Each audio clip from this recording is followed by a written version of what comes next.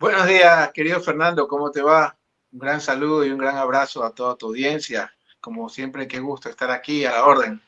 Gracias a ti por estar en la contra, querido amigo. Óigame, Osvaldo, no sé ni por dónde empezar. Si sabes que hacía algunos apuntes antes de conectarnos y no sabía por dónde arrancar. Creo que lo natural y un poco lo que configura el escenario es la alianza, pero hasta hoy no tenemos muy claros los límites de la alianza, no tenemos muy claros sus alcances.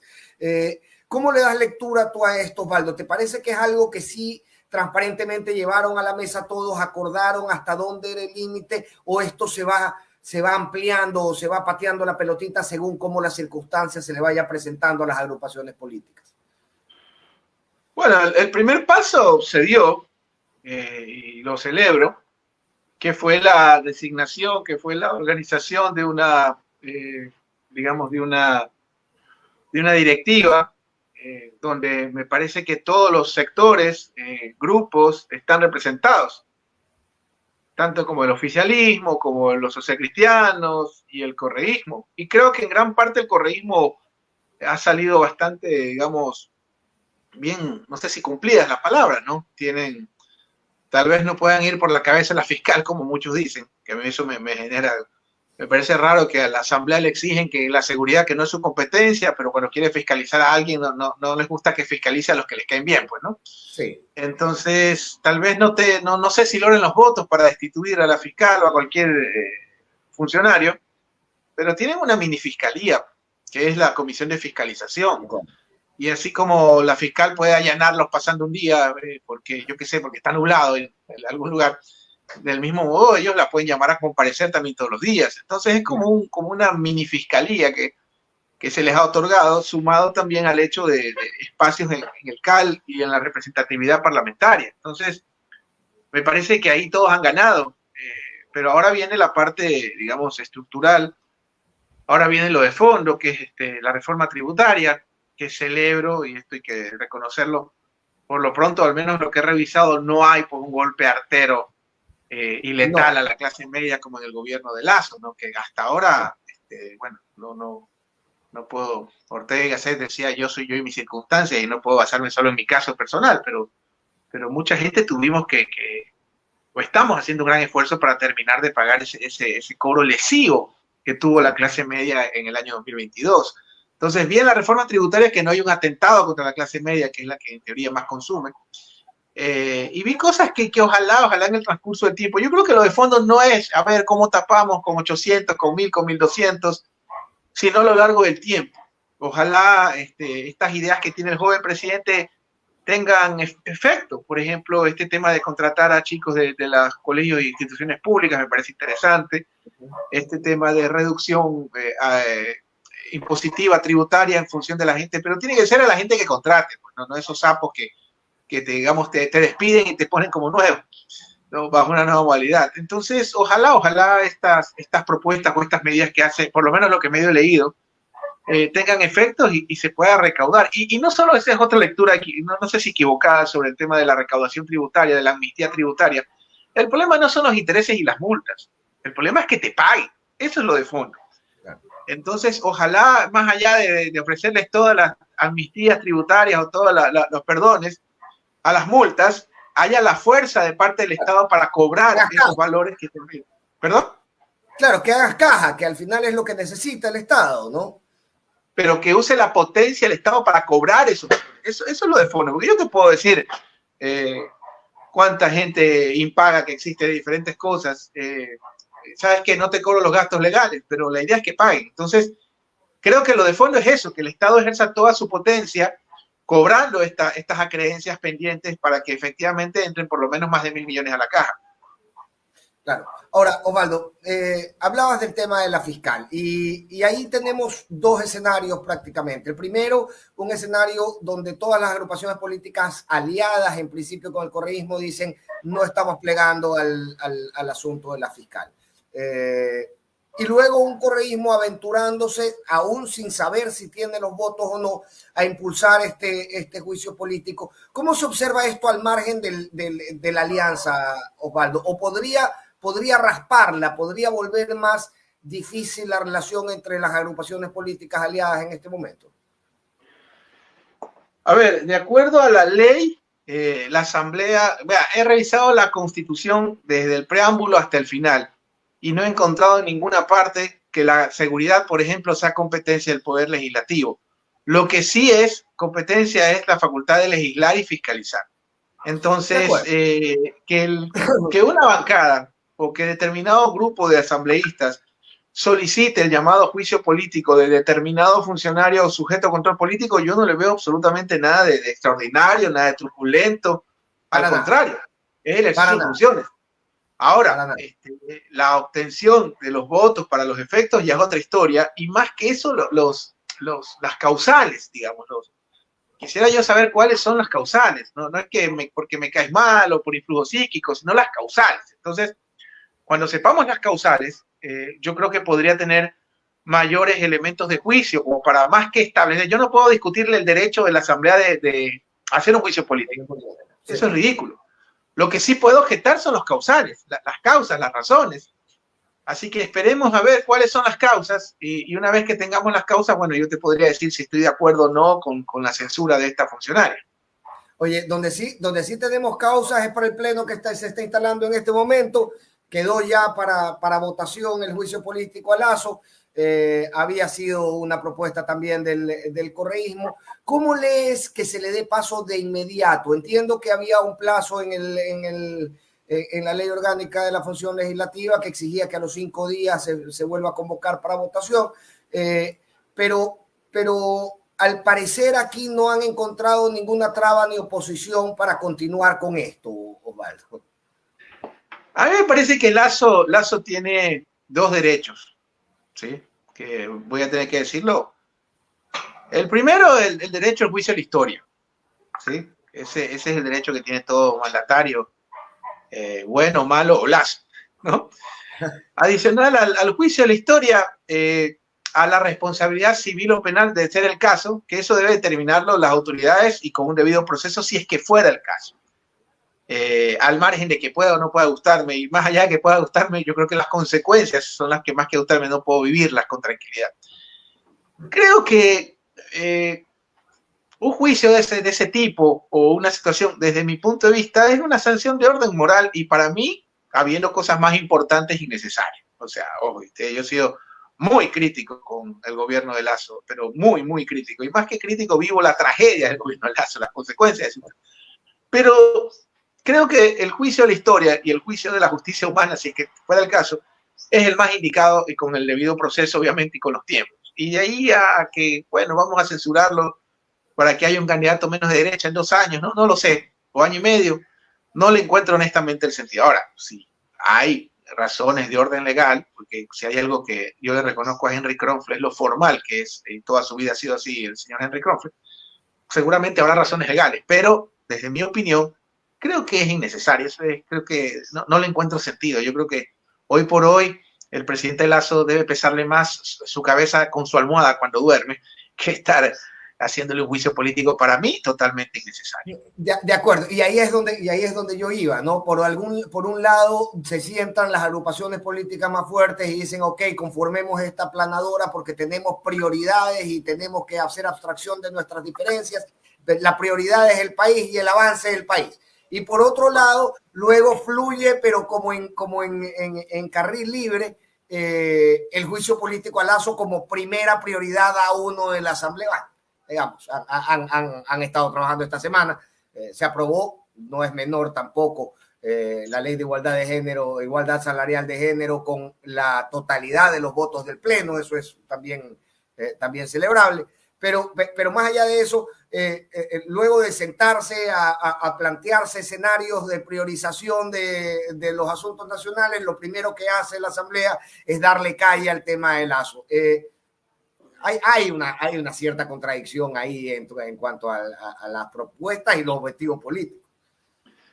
Lo bueno, a ver, yo creo que Noboa, primero empecemos que es la escoba nueva, ¿no? Entonces, todo presidente o todo jefe de Estado o funcionario en cargo de esa magnitud tiene, no sé si es una etapa de prueba, pero una etapa de tolerancia, ¿no? En la que la gente como que A mí me parece que uno de los grandes errores de Lasso, y eso no se va a resolver porque se lo censuren en la Asamblea, es precisamente su ineptitud en el manejo de la gestión pública, ¿sí?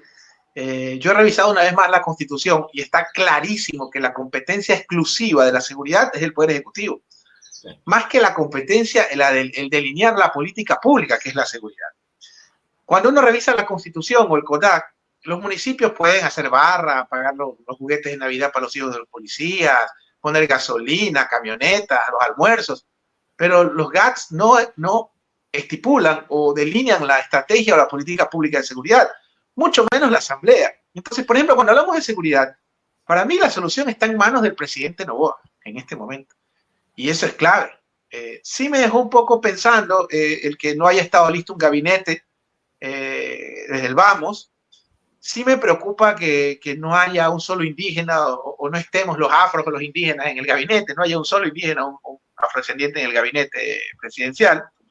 Sí me sorprenden algunos perfiles de algunos ministros, pero bueno, esto es, supongo que del mundo empresarial de donde él viene, por resultados, ¿no? Pero con el tiempo tan corto. Entonces, por ejemplo, la seguridad yo creo que es exclusiva competencia del Ejecutivo.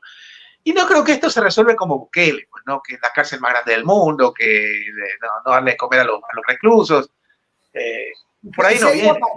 Y se ha ido apartando ese discurso, ¿no? Ya el tema, yo creo que, y eso lo decíamos, no me acuerdo si con Paulina Recalde en estos días o con Jacobo García, decíamos, yo creo que en este punto no hay absolutamente nadie que crea que las cárceles se van a convertir en barcazas en 1 año y medio. O sea, más allá de que se dijo en campaña y se repitió, se ha ido abstrayendo un poco de ese discurso a medida que se va asentando en el puesto.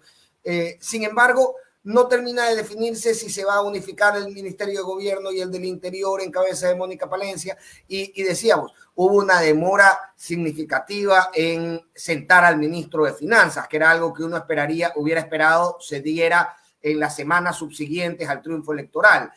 ¿Cómo lees eso? Muy al margen de que sí, hay otras lecturas innegables en el gabinete que te hablan muy bien de ciertos personajes y de la predisposición que tienen en sus carteras, pero al final del cuento, estos dos temas que son en los que se concentraron los discursos de campaña, finanzas y seguridad, no estuvieron listos al menos hasta los primeros días de gobierno. A ver, hay algo que es rescatable de Bukele, por ejemplo, ¿no? Ya que hablamos de seguridad. Para mí es que la respuesta viene desde el Estado. Y más allá, porque para mí esto se resuelve con justicia social, inversión pública, más universidades, más espacios verdes, políticas de inclusión. Hay algo interesante desde el caso Bukele, es cuánto invierte El Salvador en seguridad. El Salvador invierte el 5% de su Producto Interno Bruto en seguridad. Nosotros hasta el gobierno de Correa invertíamos un poquito más del 4%, con el de Lasso no llegamos al 3%. Yo creo que ese es el primer paso, entender la potencia del Estado. Y yo escuchaba ayer al nuevo gobernador y dijo algo muy esencial, que veo que no le paró mucha bola a la prensa. No puedo tener resultados si mis hombres no están alimentados, pagados e incentivados. Ahí ves la diferencia cuando un militar, cuando un hombre con ese tipo de experiencia asume el liderazgo de algo. Entonces, creo que es clave en ese sentido que Noboa asuma con responsabilidad y con fuerza todas las potestades que tiene el Poder Ejecutivo. Por ejemplo, para la ley, obviamente, para la ley económica urgente necesita de la Asamblea porque obviamente el presidente es un colegislador, estamos claros. Pero para algo tan básico como la cédula de identidad, para algo tan básico como los servicios públicos, para algo tan básico como los hospitales públicos, eso es única y exclusiva competencia del Poder Ejecutivo. Y eso ya depende del presidente, que creo que se le han presentado problemas como lo de su vicepresidenta y otro tipo de situaciones, pero ya es el ejercicio del gobierno en el cual lo clave, que es el error terrible que cometió Lasso, es disminuir el Estado a su mínima expresión. Yo creo que endeudarse más, pero usted ve, pues como dicen los correístas, es cierto, no hay un poste pues en todo el Ecuador. Claro. Ahora, muy al margen de la predisposición que tenga Daniel Noboa a todo esto, ¿no? A ir completando los vacíos del gobierno de Lasso, que me parece que ha dedicado también su primera semana a eso, a contraponerse a la imagen de un presidente ineficiente, con ciertos actos que manifiestan también ciertos golpes de autoridad, Osvaldo, ¿no? El tema de la vicepresidenta es un innegable golpe de autoridad y yo me preguntaba si esta va a ser la tonalidad del comportamiento de Noboa durante el resto de su gobierno. En el momento en que existe una fricción, apartar completamente a la persona y pegar un golpe en la mesa y decir, ok, aquí las cosas se hacen como yo digo, o estás completamente abstraído del sistema de gobierno. Yo creo que más que la crisis con la vicepresidenta, el error es enviarla a Israel a la vicepresidenta. Y les voy a explicar por qué. Primero, a mí me da la impresión de que ellos nunca se imaginaron que ella iba a aceptar digamos, esta misión, entre comillas, en principio. Primero, en estos temas políticos, los espacios nunca tardan en ser cubiertos. El Ecuador está en un proceso de transición y cuando hablamos de transición, esa transición incluye todo, oposición, nuevos liderazgos, nuevos antis, etc.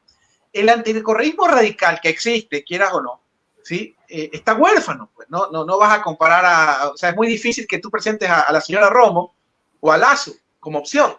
Entonces, en este momento que el anticorreísmo radical está huérfano, que no hay un espacio de oposición, cuando el correísmo claramente forma parte de una aplanadora 3.0, me parece que se ha elevado el perfil innecesariamente de un posible, peor en épocas de psicóticos como Milei, con los cuales Verónica nunca nos engañó. Ojo con ese detalle, yo en eso la reivindico. Es raro que un político no te miente. Verónica siempre nos dijo, yo estoy totalmente en desacuerdo, creo que son medidas inaplicables, ojalá le vaya bien a la Argentina si es que no se modera este sujeto, pero Verónica nunca nos mintió. ¿A dónde quiero llegar? Para terminar. Y lo dijimos aquí. Lo dijimos aquí hace un par de semanas. Acabo de ver anoche la entrevista que hicimos hace unas semanas, un mes. Y si algo le rescatábamos a Verónica Abad es que es quien es, no está engañando a nadie. Por favor. Y segundo, o sea, la están enviando a Israel. A ver, Israel en este momento está bajo un proceso de tregua. Una tregua que el mismo Netanyahu, que a veces se me traba la lengua de nombrarlo este sujeto, el mismo Netanyahu ya dijo que se viene el juicio final después de la tregua. ¿Sí? Tel Aviv, antes de la tregua, es todos los días bombardeado, por otro lado, por Hezbollah y por Hamas. ¿Ya? Así como aquí tenemos una cisterna, ¿sí? O un pozo ciego, en Israel todas las viviendas tienen refugio antibombas. Entonces, usted dentro de poco va a tener a la vicepresidenta transmitiendo en vivo con la luz de su celular en un sótano con ruidos de bomba. ¿Usted sabe la incidencia que va a tener ese video en el Ecuador en caso de darse? Yo creo que es un error enviarle a Israel. Sí, honestamente, se le está dando una exposición innecesaria en un escenario donde, como tú dices, ¿no? Están un poco a la búsqueda de figuritas, a la búsqueda de cromitos, las organizaciones de derecha, luego del fracaso de Lazo y de que ninguna de sus figuras termina por explotar realmente. Y yo no estoy exagerando, Fernando. Si tú revisas la situación de Israel y del Medio Oriente, es una situación real. Entonces mañana la vicepresidenta va a mandar un video desde en el piso, estamos en medio de un bombardeo y boom, boom, boom, sin luz. Imagínate la incidencia en la opinión pública de ese video. O que llegara a afectarse la integridad física. Para mí enviar a la vicepresidenta a Israel es un riesgo más que para ella, para el propio gobierno. Si lo que realmente quieren es alejarla, yo la enviara a una hermosa embajada en China, en Taipei, no reconocemos a Taipei, perdón, en Beijing, en Tailandia, en Corea del Sur.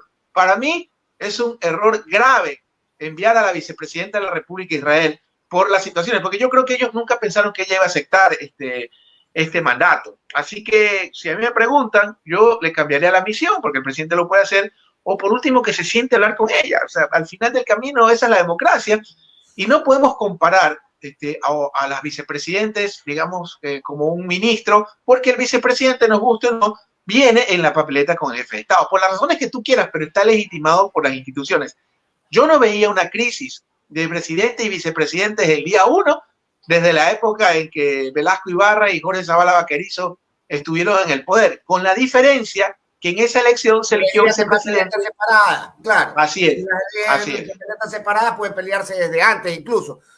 Bueno, Glass y Moreno llegaron al día de la posesión también con relaciones algo rasposas, si no recuerdo mal. Pero es cierto, Osvaldo, ¿no?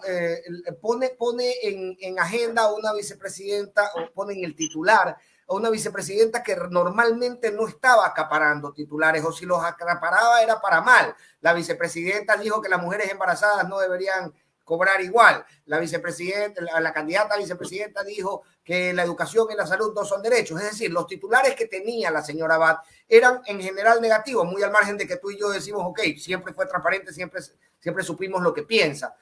Los titulares que acaparaba eran negativos. Y de repente sucede esto, un poco se da la vuelta a la tortilla. Este presidente joven que dice que ha llegado con un discurso de ser pro y no anti, de sentarse con todos, de repente cuando su vicepresidenta le pide públicamente hablar, él le dice, habla con la canciller.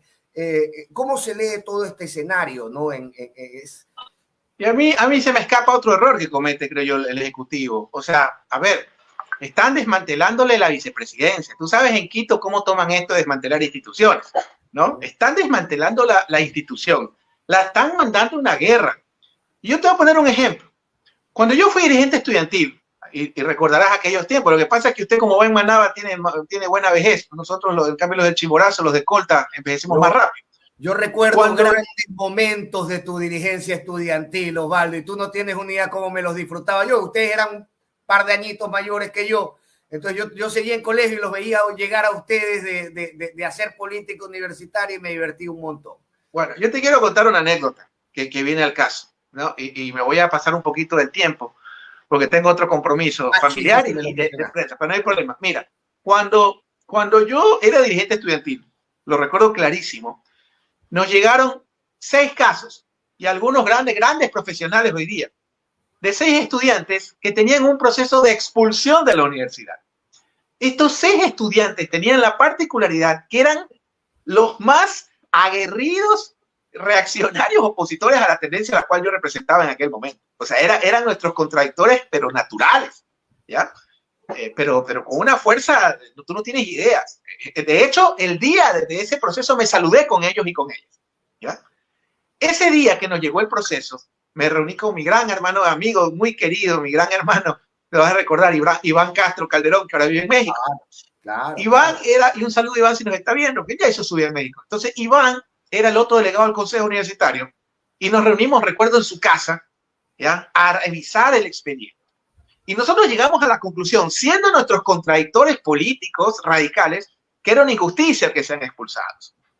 Y recuerdo que fuimos con Iván, eran 2 casos, el uno era un problema que hubo en un baño, casi que un puñete entre una señorita que las iban a expulsar, y el otro era un caso de falsedad académica. No recuerdo muy bien, algo de un examen con mi mentor y maestro Ramiro Larrea, ¿sí? Contra él. A pesar de aquello... Que no era muy flexible tampoco para esos asuntos, ¿no? Que paz descanse, yo le debo mucho lo que soy a Ramiro Larrea. Son de esos padres que uno elige, ¿no? Los padres que uno elige, para mí fue Ramiro Larrea. Entonces, a él lo respeto mucho y a su hija también, que en paz descanse, Liz Larrea. Para que uno tenga su gloria. Entonces, en esa sesión de consejo, nosotros históricamente logramos que a todos los 6 estudiantes, 4 fueran absueltos y 2 que iban a ser expulsados se les dio una sanción, me acuerdo, temporal de 3 meses, no me acuerdo, 1 mes, 2 meses o más. No. Lo que te quiero decir es que en ese momento, siendo dirigente estudiantil, para mí primó el principio de defender a los estudiantes. Entonces, no quiero que tú tengas problemas en tu espacio o que tú y yo tengamos un debate fuera del alcance, pero a mí sí me parece que el feminismo, ojo, el feminismo en este contexto no es un club de amigos, es una causa que defiende derechos de mujer. Yo tengo la duda y quisiera que con respeto que invitemos a un experto que nos explique si se configura esa violencia de género cuando la mandan a una guerra, cuando le desmantelan en la oficina. Y veo muchas voces del feminismo como que si esto fuera un club de amigos, pues entonces no, esta no, porque, o sea, te tomo el ejemplo cuando yo fui dirigente estudiantil. Entonces yo sí creo que... Muy al margen de ese sentido de militancia, eso es lo que estoy tratando y eso es lo que te planteo, ¿no? Tratar de entender si esto se hubiera dado en cualquier circunstancia, si mañana la vicepresidenta no era mujer, sino Osvaldo Moreno, Fernando Ampuero, ¿no? Y las circunstancias se daban iguales, hubiera sucedido lo mismo. Y creo que ahí está la clave para entender si es violencia. No lo sé, pero hay un hecho donde, por eso digo, yo no lo afirmo, yo lo pregunto. Ahí se configura violencia de género, ahí tienes a Grey Jiménez, que creo que es un referente, tienes a Lolo Miño, o sea, hay muchas expertas que saben de tema. Yo no soy especialista, por eso hago la pregunta. La desmantelan el kiosco, la mandan a una guerra, olvídate que es ultra radical, que es una Milei con peluca, lo que tú quieras, una Milei morlaca con peluca, todo lo que tú quieras, pero se configura violencia de género y de ser así, ¿dónde está el feminismo?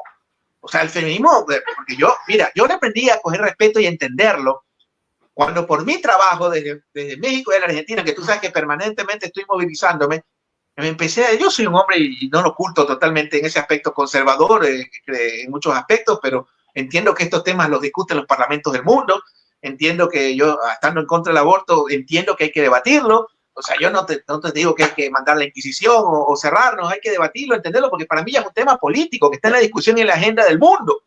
Y recorriendo el continente he aprendido a respetar y apreciar esa lucha del feminismo en las universidades, en la política. O sea, no es cualquier cosa el feminismo. Para mí, y se lo digo siempre a mis alumnos en sociología y ciencia política, el feminismo es un fenómeno político y nosotros como politólogos o sociólogos tenemos que analizarlo como tal, sin perjuicio de la militancia. Entonces, replanteo la pregunta. ¿La vicepresidenta es objeto de violencia de género, sí o no? Olvidémonos, porque yo, oiga, estoy no asqueado, pero ya veo muchos analistas, gente haciendo maromas para ver si obtiene un carguito con el gobierno. Usted me conoce, pues, Fernando, es el día uno, porque nosotros estamos obligados no a hablar bien o mal de los gobiernos ni de los políticos, sino de describirlos. Y en este caso, reitero, creo que es un error mandar, porque si a la vicepresidenta le llegara a pasar algo, no quiero ni imaginarme el tsunami político y el riesgo para el gobierno. Mándenla a Beijing, mándenla a Tailandia, mándenla, no sé, a Asunción, que a mí me encanta la embajada de Asunción y Buenos Aires, he estado ahí, son bonitas. Pero ya bajémoslo. Y la de Brasil, es impresionante. Bajemos un poco la espuma.